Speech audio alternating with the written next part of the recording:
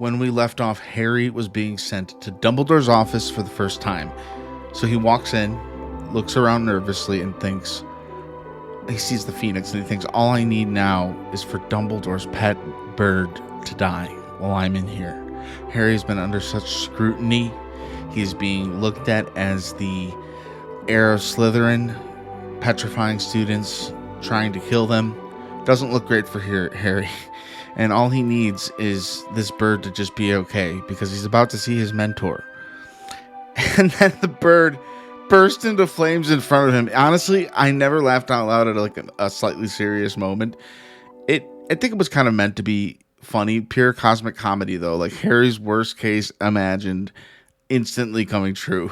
It honestly, it had me laughing so loud that I'm like trying to re-embody that laughter, but I'm guessing it was a you had to be there type of thing.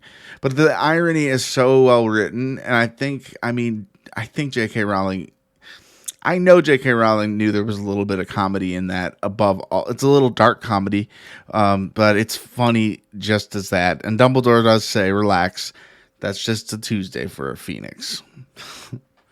Welcome back to Magic Muggle, a Harry Potter after show. I'm Eric, your host, aka Mr. Honest, and today we're diving into chapters 12 through 14 of the Chamber of Secrets, the Polyjuice Potion, the Very Secret Diary, and Cornelius Fudge. This stretch is where the mystery tightens.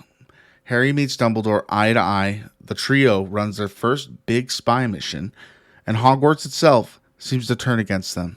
Let's break it down chapter by chapter. Starting with chapter 12, the Polyjuice Potion.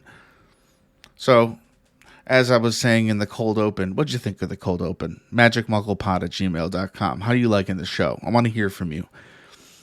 So he's in there the first time and he notices the sorting hat and even wonders if it made the right call putting him in at Gryffindor. So he puts it on and Harry's looking for that reassurance and he says, you could have been great in Slytherin. Slytherin, you could have done great things. So he takes it off and puts it back on. The hat doesn't interact with him once it's off his head, meaning I think the magical activation of the hat only works when it's on the user. Interesting. I just love digging into the little burst of magic, the little curiosities. That's the best part about all this. It doesn't make sense until you put some real thought into it, and then in the world, it does make sense. Fawkes bursts into flames, and out of panic comes rebirth. Harry thinks he just witnessed a pet's death, only to learn phoenixes combust and are reborn from their ashes. I love the metaphor of a phoenix. I'd like to think I'm a phoenix in a way, coming back for 100+ episodes since last July and going strong on my other podcast, Marvel Maniac, starting this podcast, one of my greatest prides. I'm so grateful to be covering Harry Potter on a podcast with friendly voices and I was going to say faces, but I don't know your faces, but friendly faces. Harry says no to Dumbledore asking him, is there anything you'd like to tell me? I think he made a bad call here. I think he should have let at least Dumbledore know about the parcel tongue, but he has hesitation. He doesn't want to go further down into a hole than he already feels like he is, being basically almost framed for all of these horrible actions and the petrification in the Chamber of Secrets. And Dumbledore doesn't interrogate him at all. It's just a moment of trust, not suspicion on his part. So there's something we haven't really talked as much about, maybe touched on it a bit, but there's voices in the walls that only Harry can hear. That's another thing. Like, he should have told Dumbledore that, but it's saying such evil things. Hovering under all this is just something so deeply unsettling because he keeps hearing these voices over and over again. Not all the time, but almost every time, almost before there's a petrification, I think he hears it. And it's not one voice, but many. A chorus echoing through pipes, scraping like something slithering. Think about that. The house itself is whispering. When the walls talk, there's nowhere to hide. And that's a primal kind of horror. You're safe, boundaries turning hostile. I honestly would be absolutely terrified. I'd tell Ron and Hermione, which he does, But honestly, I swear, me being a 34-year-old man and not a 12-year-old boy, I probably would tell Dumbledore what's going on, because you could trust Dumbledore. He might even have some deeper answers. He might even be able to figure this whole thing out if Harry just tells him the truth here. But Harry is not just a wizard in training, he's a kid. So he's not going to tell Dumbledore something that maybe will turn him against him. And Ron once told him that, hearing voices is not a good thing in the magical world either. In the real world, the Muggle world, or the magical world, hearing voices is not a common thing. But these voices are more than mood. They're a literal clue threading the attacks to something living inside the castle. It makes the whole Polyjuice plan feel urgent. They need answers before those voices strike again. So for weeks, Hermione has been hard at work brewing the Polyjuice potion in Myrtle's bathroom. This has been their one shot at a real lead. Now, this isn't just another spell, it's espionage. It's the trio saying, fine, if no adult will tell us the truth, we'll sneak into the enemy territory ourselves. And isn't this just a crazy plan? Like, in so many ways. They bait Crabbe and Goyle with drugged cakes.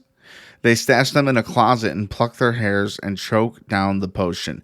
It doesn't sound appetizing the way they describe the potion in the book, especially since you're like putting people's hair and stuff in it. What are I think this Looney Tunes plan, like poison cake, stealing hair, wearing their skin, but somehow it just works perfectly. And I think it's actually quite hilarious how they choose Crabbe and Goyle to jump into, and even their voices are kind of getting affected. I think that's really good. So Hermione doesn't want to leave the bathroom. She doesn't want to go on the mission, which is it's very curious. But in the moment Harry and Ron have to go, they only have an hour. So in Slytherin form, Harry and Ron bluff through awkward improv and follow Draco into the common room. Draco does not know who the heir is, they learn, and we learn. But all he can say is the Chamber of Secrets was opened 50 years ago, according to his family. No smoking gun. And with a dad like Draco's, you can imagine that information is coming from someone reliable. As the potion wears off, they escape. I actually kind of like seeing them interact with Malfoy, because it showed how good Harry and Ron are in a stressful moment. They pulled it off. I think that was really good. One of my favorite parts of the book, maybe, because it's such out there mission, pretending to be somebody, taking their hair, putting it in a potion, becoming them. It's insane. It's actually so magical. It comes right back around to just kind of like be, wow, this is kind of an impressive writing here. Hermione, meanwhile, grabbed a cat hair by accident off of the girl she was at dueling club with. Her partial transformation lands her into a hospital wing. She becomes a giant cat. And this is not something that makes Hermione happy. She's quite embarrassed. But Harry and Ron are good friends. And it does take Hermione quite a bit to, get out of cat form. I'm going to say this once. This is a foreshadow alert. No spoilers.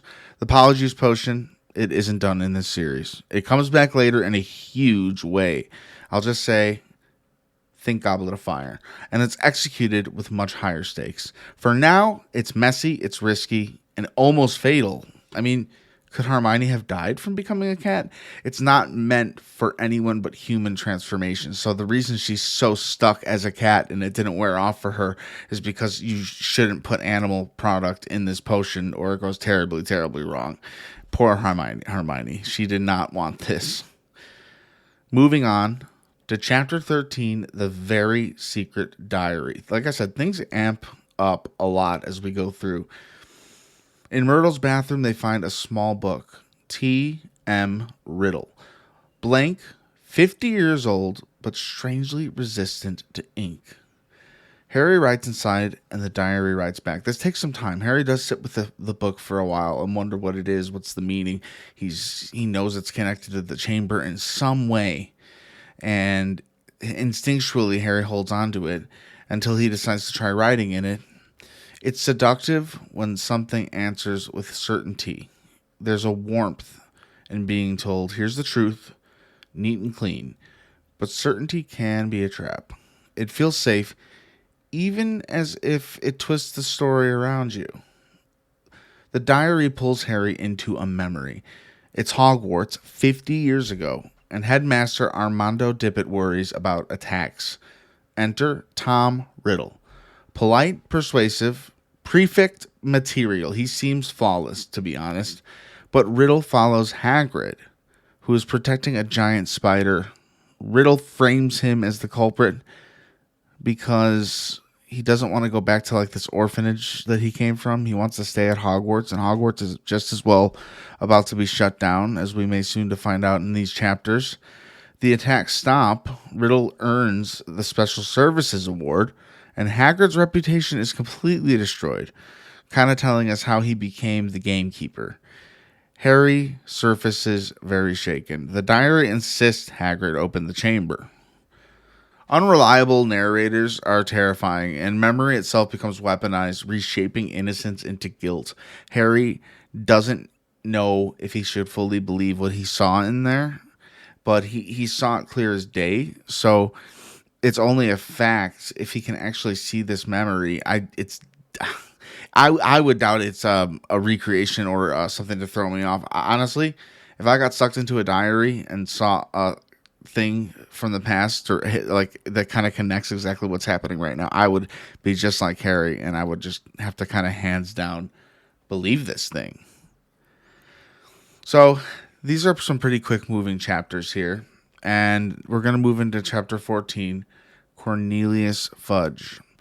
This is a big introduction, and like I said, Tom Riddle, very curious.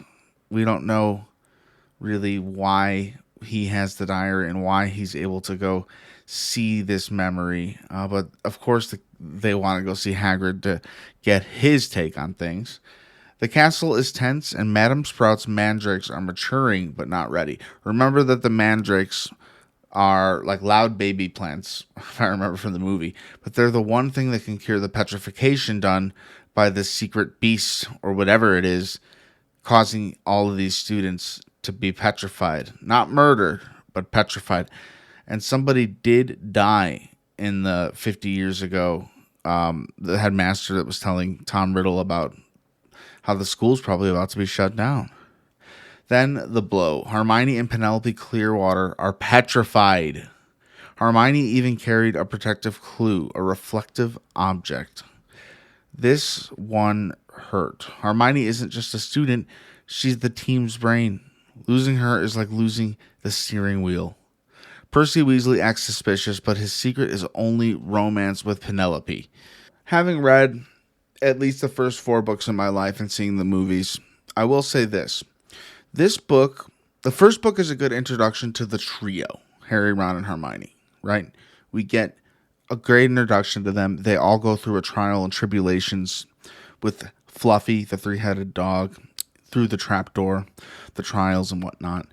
And then we move on to this book. I believe the first book is a total foreshadowing of the whole series going forward. We move to book 2, and it's more of a Harry and Ron-centric journey. Ron is the main sidekick. Hermione's still a part of the team, but she gets taken out of the equation so many times that Ron and Harry are naturally the two going right at this problem. Now, I won't say very much about the next book, but that is more of a Harry-Hermione situation, and it kind of flips the table on that premise. So each one of his best friends kind of takes the main sidekick role in both of these books. And then going forward from there, their friendships are so cemented. And because of these stories, these huge stories and journeys and everything they go through in these books, they are a tighter knit friend group. And when one hurts the other, it can get a little bit messy, but I'm jumping too far ahead. I'm thinking Goblet of Fire. Why? It might be my favorite book of the ones I've read, but something tells me after talking to my friend Steve that Deathly Hallows, the book is so much different from the movies, and I cannot wait. I can because the ride, it's all about the ride. We want to enjoy all these books, but I honestly, I can't wait to read Deathly Hallows with you guys. It's going to be something really, really special. So, as I was saying, It was Hermione and Penelope Clearwater. Penelope being the name of my new niece coming next month, as if I ordered her online or something. We're calling her Penny for short. I'm so happy for my brother, Mike. I love you. Percy Weasley acts suspicious, but his secret is only romance with Penelope. Harry and Ron immediately sneak under the invisible cloak to Hagrid's hut because they need answers. They mean to confront him about the diary and what Harry saw in it. But the hut fills with grim company almost immediately after they get there. They have to throw the cloak back on and hide in a corner while Cornelius Fudge arrives, arresting Hagrid for the time being and sending him to Azkaban. It's the first time we hear of Azkaban. There's a lot we get from Azkaban in the next book, especially The Prisoner of Azkaban. And there's a lot of story that comes to and from there throughout the rest of the series. We're still learning main locations. There's still so much to unravel in these books. Lucius Malfoy also enters, smug, wielding the board's decree that Dumbledore is removed as headmaster of the school. Harry should have said something to him earlier. Dumbledore leaves with a cryptic promise that help will always be available to those who are loyal at Hogwarts. And that is a nice sign. And one other thing, Hagrid on his way out shouts one last clue. If anyone was looking to find answers, just follow the spiders and take Fang. Definitely shakes me as a reader knowing Dumbledore's not there. Hearing up to this point, he's the most powerful wizard, around. So if he can't be here to protect the school, what's going to happen when he's gone? This seems very suspicious that Lucius is making these moves on Dumbledore. It seems very preconceived, and I don't think he ever really had any respect for Dumbledore because of what he did here. So the chapter ends with the school stripped bare, Hermione gone, Hagrid imprisoned, Dumbledore forced out, and the trio stands alone. I mean, it's a duo at this point. Hermione, how long is it going to be until they get those mandrakes to unpetrify her? But don't forget the mirror. She had a mirror in her hand, and that is very important for the next few chapters. So that is chapters 12 to 4 of Chamber of Secrets, Harry's first Phoenix, a doomsday spy mission, an unreliable diary, and the gut punch loss of both Hermione and Dumbledore in one night, and Hagrid. Next time, we follow Hagrid's clue into the Forbidden Forest for chapters 15 and 16, Aragog, and the Chamber of Secrets itself. Thank you so much for listening. Rate the show, thumbs up the show. It means the world. We really want to get this podcast out to as many people as possible. So do me a favor, write a nice review. And also, you can leave a tip in the tip jar of the About section of this podcast. If you'd like me to make a Patreon for this podcast, I'd really like to know. I have one for Marvel Maniac and MCU Aftershow, my other podcast. Definitely go listen to that. We're covering Marvel Zombies. We just covered Marvel Zombies from where you're sitting right now. So you can go check that out if you're interested. And yes, thank you again for listening. It means the world. Until next time, we have 4 chapters left and 2 more episodes. Until then, wands down, hearts full.